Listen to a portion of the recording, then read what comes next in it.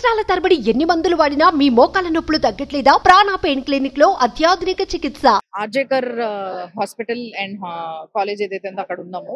And నేను చాలా సేపటి నుంచి ఇక్కడ వెయిట్ చేస్తున్నా. బికాజ్ ఏంది అని అంటే పొద్దున 6 గంటల నుంచి సాయంత్రం 6 గంటల దాకా బీజేపీ వాళ్ళ బంద్ ఏదైతే ఉంటేనో అది నడిచింది. దాని తర్వాత ఆ group of students and employees ఇక్కడ ఎవరైతే వర్క్ చేసే వాళ్ళు ఉన్నారో వీళ్ళందరూ కూడా వచ్చి ఒక ప్రెస్ మీట్ కోసం ఇక్కడికి వస్తారు అని చెప్పేసి చాలా ప్రెస్, ఇక్కడ లోకల్ ప్రెస్ వాళ్ళు వీళ్ళందరూ కూడా ఇక్కడికి వచ్చి వెయిట్ చేయడం జరిగింది కొన్ని గంటలుగా. సో కొన్ని గంటల తర్వాత వాళ్ళు వచ్చి కొన్ని విషయాలు రివీల్ చేయడం జరిగింది. అంటే కొన్ని విషయాలు వాళ్ళు ఏం ప్రొటెస్ట్ చేస్తున్నారు ఏంది ఇదంతా మాట్లాడారు. సో ఆ గ్రూప్ లో నుంచి ఒక ప్రొటెస్టర్ ని నేను పక్కకు తీసుకొచ్చి మాట్లాడుతున్నా. సో ఆయన దగ్గర నుంచి మనం కొంచెం ఇన్ఫర్మేషన్ తీసుకుందాం. సార్ నమస్కారం. आपका डॉक्टर अशफाकुल्ला नहीं है. I am the third year post graduate trainee in department of ENT RG Kar medical college. Okay, so you people are protesting since 20 days, right? तो मेरे को ये पूछना है कि आप यहाँ पे जब ये इंसिडेंट हुआ था तो तब आपका एविडेंस कुछ है? बोले तो आप कुछ आँख से देखा है क्या हुआ था, कैसा था? नहीं, ऐसे तो हम लोग नहीं देखा है क्योंकि जो इंसिडेंट्स होने के बाद ही हम लोग को खबर मिला we are from the different department. So बाद में जब हम लोगों को पता चला हम लोग सब इकट्ठा हुआ और देखा कि मतलब there was a police to protect the crime scenes this time पे. तो हम लोग उसी टाइम पे बाहर से डिपार्टमेंट का बाहर में ही हम लोग प्रोटेस्ट शुरू किया था. अच्छा, ये तो हमारे पास आने वाले फर्स्ट केस है यहाँ से. बोले तो ये हॉस्पिटल से, ये कॉलेज से ऐसा कुछ केस फर्स्ट है, राइट? तो इससे पहले कुछ अंदर अंदर कुछ हैरासमेंट ऐसा कुछ था स्टूडेंट्स के साथ?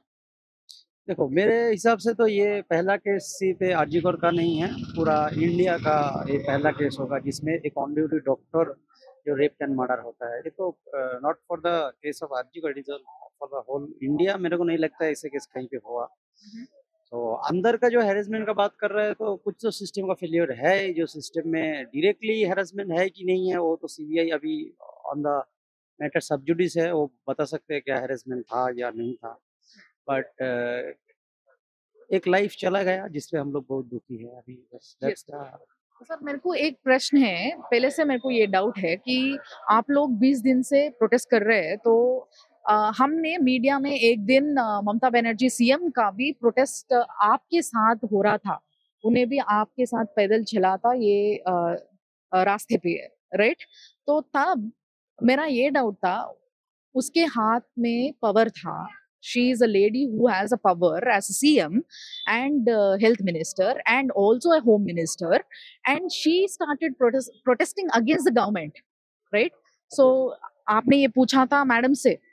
नहीं, हमारा साथ तो कभी कोई प्रोटेस्ट में उन्होंने आया नहीं. That is her own protest. हम लोग पहले से ही कोई पॉलिटिकल पार्टी के साथ नहीं है. We are the some part है जो प्रो पॉलिटिक्स मतलब प्रो गवर्नमेंट है, सम है एंटी गवर्नमेंट.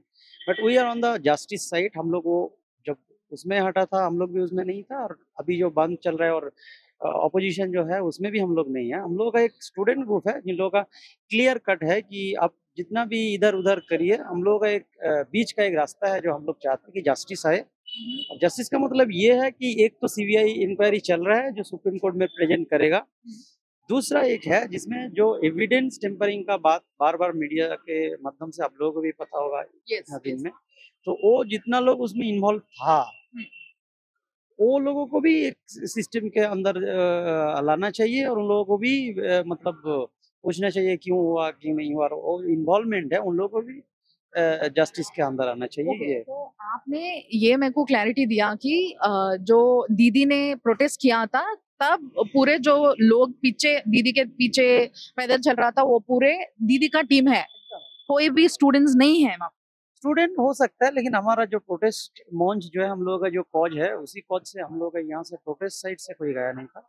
स्टूडेंट तो था मे बी द अलग different student but not from the. तो आप ये एविडेंसेस को टैम्परिंग के बारे में जो बात कर रहे हैं तो उसका भी एक सवाल है मेरे पास कि अभी ये 3rd फ्लोर में सेमिनार हॉल कहाँ है, वो वहाँ पे कुछ रेनोवेशन का वर्क चल रहा है करके थोड़े मीडिया वो वायरल कर रहा है वो बात. तो सही में कुछ चल रहा है वहाँ पे वर्क? एकदम चल रहा था, अभी बंद है. सीबीआई आके वो बंद कर दिया. लेकिन after crime scenes there should be a protection of the crime scene site, जिसमें नहीं हुआ था उसमें फिर तोड़फोड़ किया गया था आसपास में.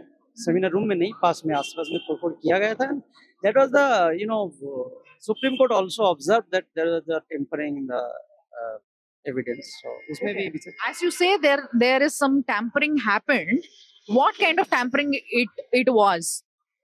it was tampering like mainly the crime scenes protection. That should be the main goal for the police system when any incident like rape happened. But there was no protection from the crime scenes from the beginning.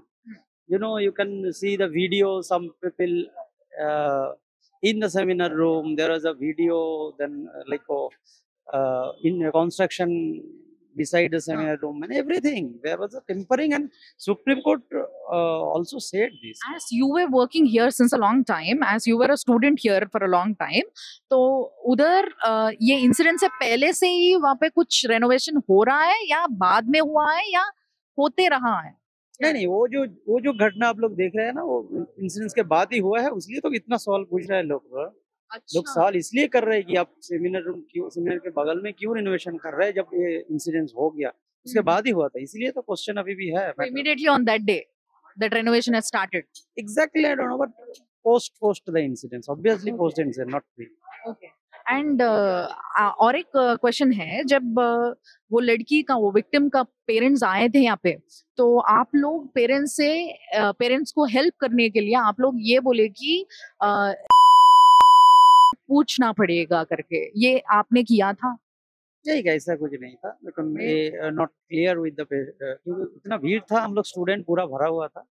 उसका father mother, that is the matter of just सब जुडिस. वो police से बात किया होगा, हम लोगों से तो डायरेक्ट बात हुआ नहीं था. Did anyone asked for? ऐसे तो हम लोग के बीच में उस टाइम पे हुआ नहीं था. बाद में हो सकता है कोई पूछा होगा, नॉट फ्रॉम आवर साइड. तो 3 घंटे के बाद डेड बॉडी को दिखाई दिया था, राइट, पेरेंट्स को. ये 3 घंटे में क्या हुआ होगा शायद? नहीं, एग्जैक्टली तो बता नहीं सकते हैं, क्योंकि हम लोग को प्रोटेस्ट कर रहे थे या बाकी वो जो काम चल रहा था with supervision of the police department. So उसमें भी वो कोर्ट का ही ऑब्जर्वेशन है. बोला कि उसमें भी अब डिले किया, वो एफआईआर करने डिले किया वो तो सब पूरा मीडिया में है. And case had shifted to CBI now, so since a long time. So do you have any communication from them? No, CBI is not. We have tried to communicate with them, but they are answering that they are not answering to anyone except the Supreme Court. Okay, so till when this protest is going to happen, and कब तक, कहाँ तक, और justice का मतलब आपके उद्देश्य में क्या है? देखिए, there is the meaning justice का. हमारा जो मीनिंग है, दो तरह से आप सोच सकते हैं. एक तो है, मैं पहले ही बता दिया, एक तो सुप्रीम कोर्ट के ऑब्जर्वेशन में आपका सीबीआई का हैंड ओवर जितने इन्वेस्टिगेशन करेगा उसका विचार होगा. दूसरा जो है हमारा पॉइंट ऑफ व्यू से जस्टिस, वो भी एक साइड है जिसमें आप जितना लोग टेम्परिंग किया, जितना लोग ये चीज को दबाने का कोशिश किया, उन लोगों को भी सामने लाया जाए. That can be done by state government. Supreme court तो अपना काम कर ही रहा है, उसमें हम लोग कोई अलग से कोई बात नहीं है. सुप्रीम कोर्ट जो कर रहा है करना. तो बाकी जो वो एविडेंस टेम्परिंग वाला जो चीज़ है, और आपको पता होगा कि 14 अगस्त यहाँ पे भी एक हमला भी हुआ था उसके 2-3-4 दिन बाद. तो उसमें भी जितना लोग इन्वॉल्व है उन लोगों को भी सामने लाया जाए, और बाकी जो भी कल्प्रिट है, मतलब इंटरलिंक्ड है, उन लोगों को सामने लाया जाए. ये तो भी जस्टिस का एक साइड होगा ना.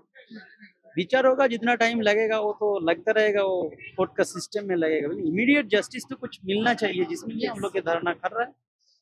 और बाकी कुछ छोटा मोटा डिमांड हम लोगों का है कि ये जो चीज हुआ है फ्यूचर में ऐसे ना हो, उसके लिए कुछ तो प्रोटेक्शन सिस्टम आना चाहिए. And then we will go for the safety, no duty. एकदम, that's the motto of. So the final thing is, आज Mamata Banerjee, the CM of the state, had come out and she said that अभी ये जो issue है इसको बाजू रखेंगे और सामने निकलेंगे, क्योंकि माता का पूजा का समय हो गया है, राइट. सो दसरा आने वाले हैं, तो यहाँ पे माता का पूजा बहुत वैभव से करते हैं. तो ये सेंटेंस मैडम ने किया था, तो इसके ऊपर आपका रिएक्शन क्या? नहीं, इन्वायरमेंट तो माता का यहाँ पे पूजा होता है, सब लोग करते हैं, हम लोग भी उसमें बहुत इंजॉय करते हैं. लेकिन इस साल तो मेरे को नहीं लग रहा है मूड अलग है, क्योंकि माता ये भी हमारा बहन जो थी, ये भी एक माता की तरह ही थी तिलोत्तमा. तो बहुत सारा जगह पे अभी भी मूड ऐसे ही है कि पहले आप जस्टिस दीजिए, फिर तो पूजा तो हम करते ही रहेंगे, वो तो होते रहेगा, उससे कोई जस्टिस तो So what you say to CM as a protester, as a student? no, I want to say our CM madam that she should look into the matter with full of kinds. क्यों ये हो रहा है, क्यों इतना treatment का जो बोल रहे हैं कि दिक्कत हो रहा है, ये हो रहा है, you should come out and say like what is the main problem, कौन सा प्रॉब्लम है जिसके रिजल्ट में ये हुआ है। तो पूरा सिस्टम को अलग से देखे as a health minister also, as a home minister, health minister, as chief minister. So she should look into the matter और काइंडली देखना चाहिए। ऐसे पॉलिटिक्स तो होते रहेगा, this is should not be the boundary with the politics, should be on the politics. इसमें थोड़ा तो देखना चाहिए। Thank you sir, thank you so much for the information. Thank you. So చూసారు కదా, ఇంతసేపు ఈయన ఇచ్చిన ఇన్ఫర్మేషన్ ప్రకారం ఏంది అని అంటే, ఒకటి ఇక్కడ రెనోవేషన్ వర్క్ ఏదైతే ఇప్పుడు మన తెలుగు మీడియాలో కావచ్చు, లేకపోతే కొన్ని హిందీ మీడియాలో కావచ్చు, జనాలు ఏదైతే వైరల్ చేస్తున్నారో వార్తని, అంటే ఏదైతే రెనోవేషన్ వర్క్ జరుగుతుందో ఆ రెనోవేషన్ వర్క్ ఎందుకు ఆపలేదు, అసలు ఎప్పటి నుంచి జరుగుతుంది అనేది ఒక ఇన్ఫర్మేషన్ ఎవరికి లేకుండే. అయితే మొట్టమొదటిసారి నేను ఇక్కడ అడిగినప్పుడు వీళ్ళు నాకు డైరెక్ట్ గా చెప్తున్న విషయం ఏంది అని అంటే, ఇక్కడ వర్క్ చేస్తున్న పిల్లలే, ఇక్కడ చదువుకున్న పిల్లలే కాబట్టి ఈ ఇష్యూ జరగనంత వరకు, ఈ అఘాయిత్యం జరగనంత వరకు అక్కడ ఏ రెనోవేషన్ జరుగుతలేకుండే. బట్ ఒక్కసారి ఎప్పుడైతే ఈ ఇష్యూ అయ్యిందో దాని తర్వాత ఇమీడియట్ గా, అంటే పోస్ట్ ఇష్యూ అక్కడ రెనోవేషన్ స్టార్ట్ చేసిరంట. సో ఆ రెనోవేషన్ స్టార్ట్ చేయడం కూడా ట్యాంపరింగ్ లో భాగమే అనే విషయాన్ని ఆయన స్పష్టంగా చెప్పారు ఒకటి.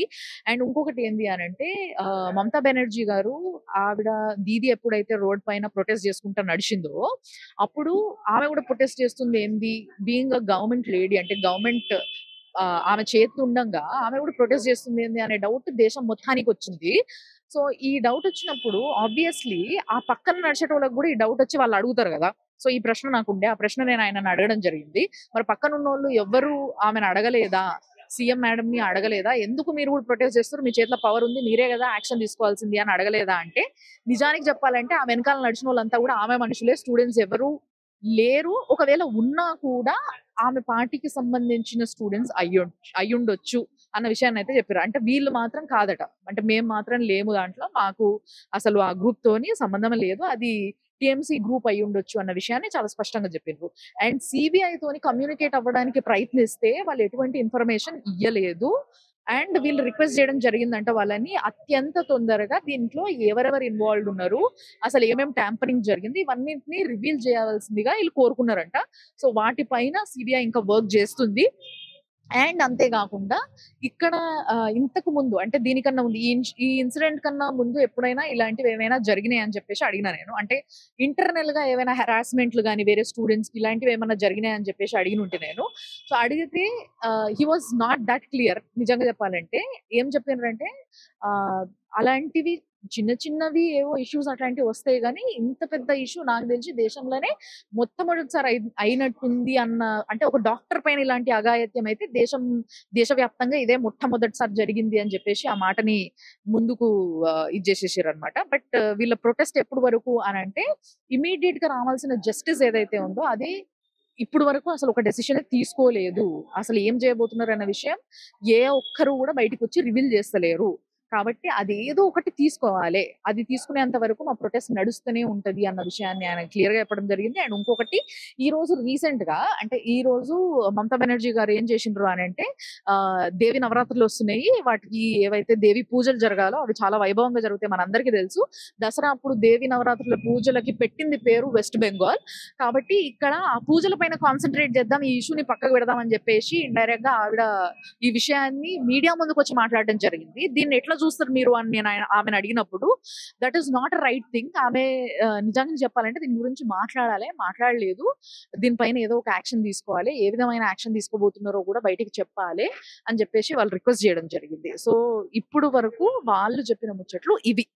మేము ఇక్కడికి వచ్చినప్పుడు ప్రిన్సిపల్ గురించి, ముఖ్యంగా సందీప్ ఘోష్ అనే ప్రిన్సిపల్ గురించి చాలా విషయాలు వినిపిస్తా ఉన్నాయి మన మీడియాలో. కాబట్టి మీరు చూస్తూనే ఉండండి సుమన్ టీవీ లైవ్, కోల్కతా నుంచి నేను ఇస్తూనే ఉంటా. సుమన్ టీవీలో మీ పర్సనల్ అండ్ బిజినెస్ ప్రమోషన్స్ కోసం కింది నెంబర్కి కాంటాక్ట్ చేయండి.